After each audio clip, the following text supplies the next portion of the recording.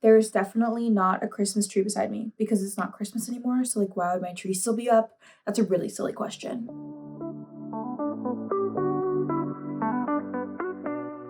Hey everybody. So today, recently found out that not only am I sick, I'm also sick, like a chew sick. So my voice might sound a little bit weird throughout this video, but we are just going to deal with it.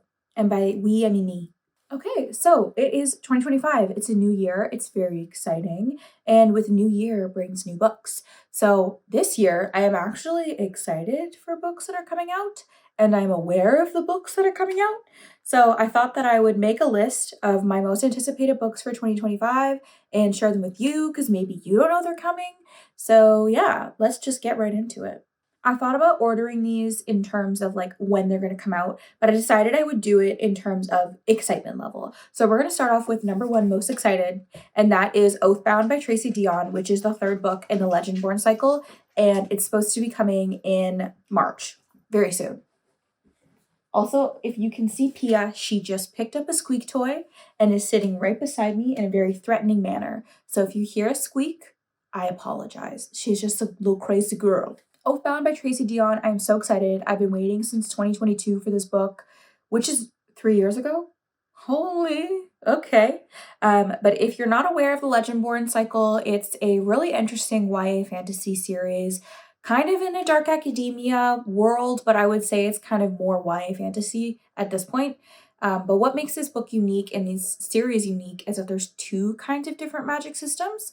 Our main character, Bree, gets put into this old-timey magic system that's based on Arthur's Round Table. So we have this like very traditional magic system. And then there's also this other magic system called Rootcraft, which is based in the Black community. And because Bree is Black, she has access to that magic as well. So it's a really interesting commentary on race and like colonization in fantasy dark academia that I find super interesting. And I just think generally this is a really good YA fantasy series, and I am so excited for this next book to come out. I think this is potentially the only series that I am currently waiting for a sequel, which seems a little wild because I feel like that's all I used to do as a child, but now I just don't know what's going on. Our next book is Great Big Beautiful Life by Emily Henry. Now, I know it's very basic, but I'm always going to be sad for an Emily Henry summer read. I just love knowing that every summer there's going to be a new couple who can't get it together until the third act. And that's so just, stabilizing for me personally. I really enjoy Emily Henry books. I would say Funny Story, which is the most recent one that came out, was my favorite, like by far. Loved it so much. It's kind of been not necessarily hit or miss, but most Emily Henry books for me range between 3.5 to like 4.25 rated. But I know what I'm gonna get. Like I might not enjoy it 100% all the way through, but I know what I'm getting with Emily Henry. You're getting vibes, you're getting a little bit of heel kicking, and you're getting a little bit of ee. So I'm just excited for that. It's gonna be summer. I'm gonna have a great time. That one's coming out in April, so not super summery, but I do have it on hold in the library, and typically takes about 3 to 4 months to get an Emily Henry book out of the library. So perfect timing. Okay, so the next book on our list, or the next book that I am very excited for this year, is One Golden Summer by Carly Fortune, which is going to be coming out in May. Carly Fortune is, I would say, Canada's answer to Emily Henry. She also writes kind of like a summer rom-com-esque book, but I love her books in terms of the setting because it reminds me of places that I've been in Canada and mostly Ontario. I've never been to PEI, but I have been to Toronto and Huntsville and Barry's Bay and love seeing it on the page.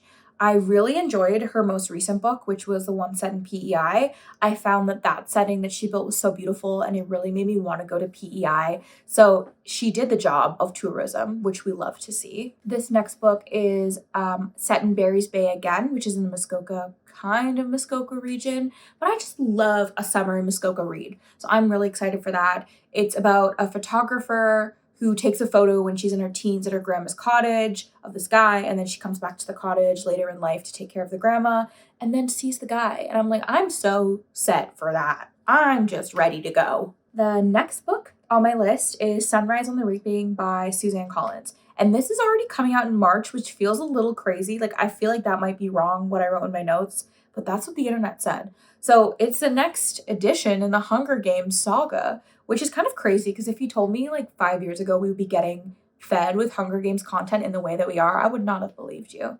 I went into Songbirds and Snakes hesitant, and I think a lot of us did, because we didn't want that universe that we loved to be ruined by an additional book that was like not necessary. But I really enjoyed it, and I found it to be very different from Hunger Games in terms of the scope of it. So I'm looking forward to see if that kind of storytelling takes place in this book. The Haymitch's Games have been requested by people for like the last decade or however long the Hunger Games has been around. Don't know the exact timing because that would upset me. But yeah, last years on the internet, people are like, we want to see Haymitch's Games. So she's giving us Haymitch's Games and we're getting a movie.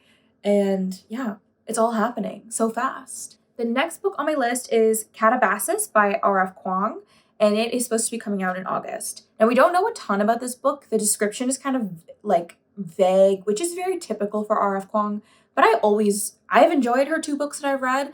I want to read The Poppy War this year, which I know is quite different from Yellowface and Babel. Obviously, a large trilogy versus just one-offs, but I'm really looking forward to this. It's described as Dante's Inferno meets Piranesi, which I'm so excited for. I am looking for any kind of book that's going to give me Piranesi feelings. So the fact that R.F. Kuang is like trying to sell a book like that, I'm like, I will purchase it. Here's my money. Thank you. I really love her writing style. She's really good at creating magic systems, at least from like Babel and kind of the magical realism in Yellowface. I am excited to see what she's going to do with this. So it's about 2 characters who are like academic rivals. They ended up in hell. That's kind of what I got from the description. There's parts of Greek mythology in there. I'm just so excited. The description was kind of making me think of Ninth House, which I also am looking for any book that makes me feel like Ninth House. So this is perfect. I feel like it's checking a lot of boxes for books that I like. Now I'm hoping that means that I'm not going to be disappointed, because sometimes when I go into a book thinking it's going to be like one thing and it's not, I'm a little upset. But I will say I'm going to go into this book with an open mind, because you really truly never know what you're getting with R.F. Kuang. You just got to go along for the ride. Now we are getting into our fall kind of spooky releases, and by spooky releases I just mean one book, and that is Hot Wax by ML Rio. So I read If We Were Villains this year, and it was one of my top 5 books of the year. I loved it so much. It was so engaging. The settings, the characters, it just kind of all brought me into the story, and I could picture it in my mind. And I had a book hangover after it was done, which is not something that happens to me often. But I am really looking forward to the next full-length book from ML Rio. I did read Graveyard Shift, which I didn't think I liked when I was listening to it, but I think about it all the time. So maybe I did like it. I would say the strength of that book was the setting, which is very similar to If We Were Villains. Like the setting in both of them is really I would say one of the key points of the book. So I'm thinking maybe a full-length book will kind of make me be more excited. This book is about the 90s rock scene, and it's about a tour and everything goes wrong, and it's a thriller. So I'm excited for that because I love a music book. I love Daisy Jones and the Six. I'm not expecting it to be like Daisy Jones and the Six, just so we are clear. But I'm very excited because it's kind of checking all the boxes, and I'm just looking forward to the next ML Rio full book. Like, let's go. So the next kind of summary book is Atmosphere by Taylor Jenkins Reid. I've watched a few videos about anticipated 2025 reads to like partially make this list, but I have not seen anyone talk about the fact that Taylor Jenkins Reid has a new book coming out in 2025. I don't know what happened. Like, did she fall off? Like, what's going on? I really liked Carrie Soto was back. Maybe these people did not. I don't know. But I'm excited for a new Taylor Jenkins Reid book. I have never been disappointed by her. I've had like some of the books weren't my favorite, but I would say all of them are at least a 4-star, I would say. Like, I like them all. I enjoy them. This newest book, Atmosphere, is set in the 80s in the NASA space program. So our main character gets selected to go into the space shuttle program, and then I'm assuming we're going to go to space. There's a ragtag team of astronauts, which is always fun. I mean, this one, it sounds like it's going to be a romp. A romp and a crime, which is what you want out of your Taylor Jenkins Reid books. So I'm excited. It's on hold. I'm ready to go. This last book is actually coming out in like 3 days from when I'm filming, so it'll probably be out by the time I post this. But it is All the Water in the World by Erin Kefal. I'm sorry, I've never read her before and I'm just reading her name out for the first time. So I apologize if that is incorrect. But I've never read anything from this author before. I just was looking on the Goodreads synopsis of books coming out, and this one really caught my eye. It's about a group of people who stay in New York after flooding begins to save all of the, or not all, but some of the displays in the American Natural History Museum. So I am interested in this book. I like stories of dystopia. I like stories of like climate-based dystopia in particular. And I'm interested to see this take on what people save in those kinds of experiences. So looking forward to reading that as a concept. It was also compared to Station 11, which is a book I really enjoyed and kind of got me back into reading in university. So looking forward to just generally the themes of this book. So yeah, that's a newer author for me that I've never read any of their work, but I'm really looking forward to reading this book. It'll be sad, I think, and give me climate fear, but that's okay because when does that not happen? Those are all the books I'm looking forward to in 2025. I'm hoping it's going to be a good year of reading. 2024 was a little flop. So this year, as I've said in past videos, we are prioritizing quality over quantity. We are not going to read bad books just because they're available on Libby and Hoopla, okay? We are going to read books that make us think and make us happy and make us sad and make us feel instead of make us angry, right? Right. Okay. So yeah, hope you all are having a great start to your 2025. I hope you all have awesome reading years. And yeah, I am going to sign off for this one. Thank you so much for watching. Subscribe, and I will see you in the next one. Bye.